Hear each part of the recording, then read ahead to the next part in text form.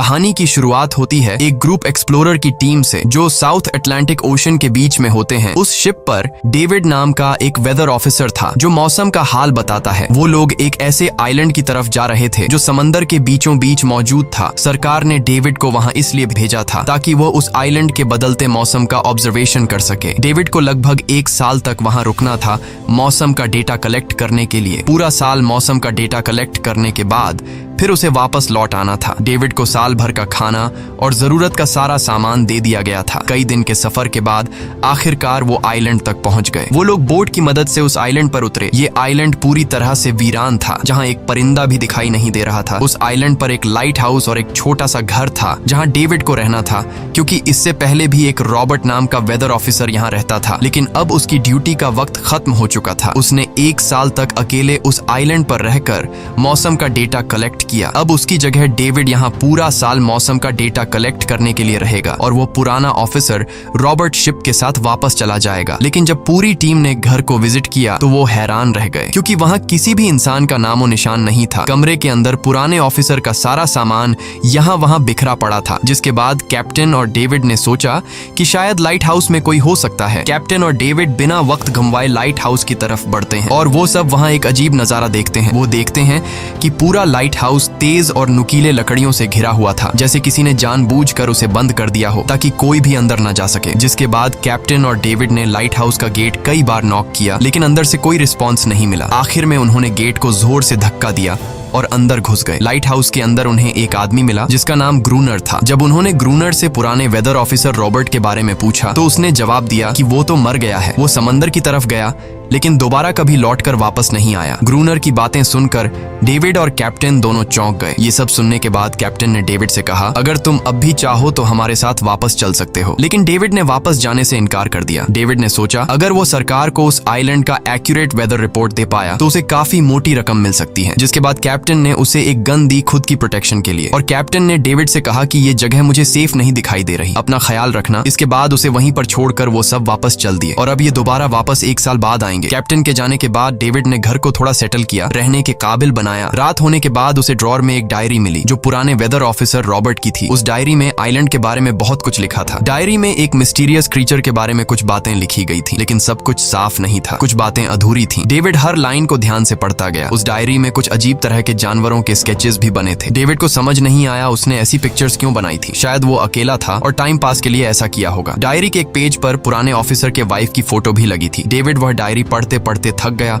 और धीरे धीरे उसकी आंख लग गई। अगली सुबह डेविड ने मौसम का डेटा कलेक्ट करना शुरू कर दिया, लेकिन समंदर के पास पहुंचते ही उसके कदम रुक गए। उसने देखा कि चट्टानों के बीच कुछ पत्थर अजीब तरीके से सजाए गए हैं और उनके बीच शेल्स रखे थे अजीब से पैटर्न में। डेविड ने सोचा शायद ये सब ग्रूनर ने किया है। वो ये सोचकर दोबारा अपने काम में लग गया। काम के दौरान जब उसने दूरबीन से लाइट हाउस की तरफ देखा तो उसे ग्रूनर के साथ एक और इंसान भी दिखाई दिया, लेकिन पलक झपकते ही वो गायब हो गया। डेविड ने दोबारा उसे देखने की कोशिश की, लेकिन फिर उसे लगा कि ये उसका वहम है। रात को डेविड अपने काम में बिजी था, तभी दरवाजे पर नॉक हुआ। उसे लगा कि शायद ये ग्रूनर है। डेविड ने उसका नाम पुकारा, लेकिन कोई जवाब नहीं मिला। हाथ में लैंप लेकर जैसे ही डेविड दरवाजे की तरफ बढ़ा तो उसके कानों में कुछ अजीब सी आवाजें गूंजने लगीं जो किसी इंसान की बिल्कुल भी नहीं थी। और फिर उसने देखा गेट के नीचे से किसी अजीबोगरीब क्रीचर का हाथ अंदर आने की कोशिश कर रहा है। वो इंसान का हाथ बिल्कुल भी नहीं था। ये देखकर डेविड के पांव तले जमीन ही खिसक गई। वो तुरंत बेसमेंट की तरफ भागा और वहां जाकर छुप गया। कुछ ही देर में वो मिस्टीरियस क्रीचर घर के अंदर घुस चुकी थी। वह छुप छुप कर डेविड को ढूंढ रही थी और डेविड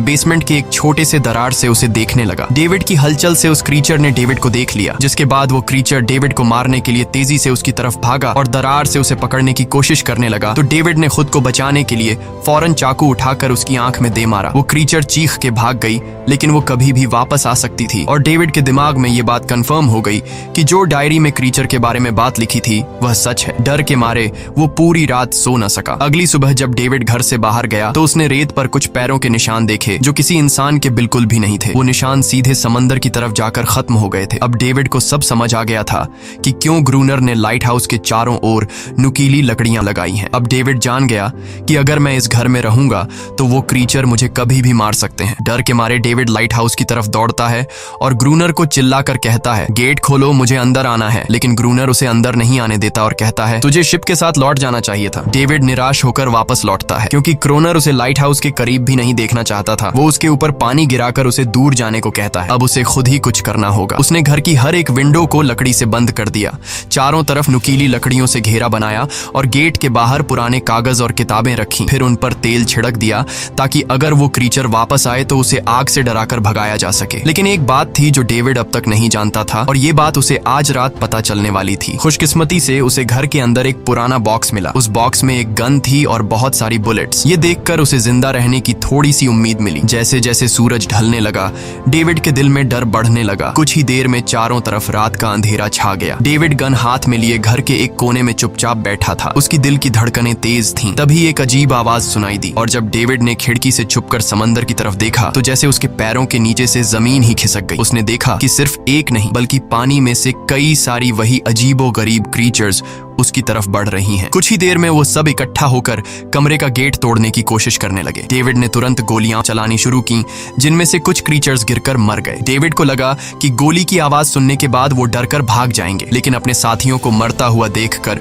वो और भी ज्यादा गुस्सा हो गए। तब डेविड प्लान बी अपनाते हुए गेट के बाहर रखे कागजों और पुरानी किताबों को आग लगा देता है। आग देखकर वो क्रीचर्स डर के मारे वापस समंदर में लौट गए, लेकिन अब वही आग डेविड के घर तक पहुंच चुकी थी। घर के दरवाजे ने आग पकड़ ली और धीरे धीरे फैलने लगी क्योंकि पूरा घर लकड़ी का बना हुआ था। डेविड ने तुरंत एक चादर में खुद को लपेटकर अपनी जान बचाई और बाहर निकलकर लाइट हाउस के पास एक बड़े पत्थर के पीछे छुप गया। क्रीचर्स को शूट करते वक्त डेविड के हाथ में काफी गहरी चोट भी आई। तभी अचानक तेज बारिश शुरू हो गई। आग धीरे धीरे बुझने लगी, लेकिन पूरी रात की बारिश के बाद भी सुबह तक डेविड अपना घर नहीं बचा पाया। पूरा घर जलकर लगभग राख हो चुका था। अब अगर डेविड को जिंदा रहना है तो उसे लाइट हाउस में पनाह लेनी होगी। उसने अपनी राइफल उठाई और लाइट हाउस के पास के पत्थरों के बीच छुप गया और इंतजार करने लगा कि कब ग्रूनर पानी भरने आएगा। जब ग्रूनर पानी भरने के लिए लाइट हाउस से बाहर निकला तो डेविड उसके पीछे पीछे चल दिया, लेकिन तभी अचानक एक अजीब सा क्रीचर जो ग्रूनर के पास ही था उसने डेविड पर हमला कर दिया। लेकिन किसी तरह करके डेविड ने उसे काबू कर लिया। वह क्रीचर ग्रूनर का रक्षक था। जब वह उसे शूट करने वाला था